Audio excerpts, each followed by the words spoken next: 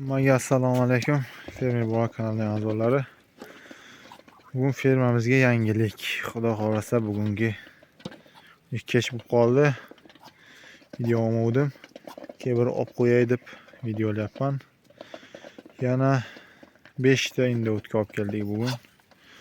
Fermamizni kattalashtirishda davom etyapmiz. Ana o bittasi. Ana o bittasi. Bu yerda 4 tasi turibdi. 4 tasi mana yerda.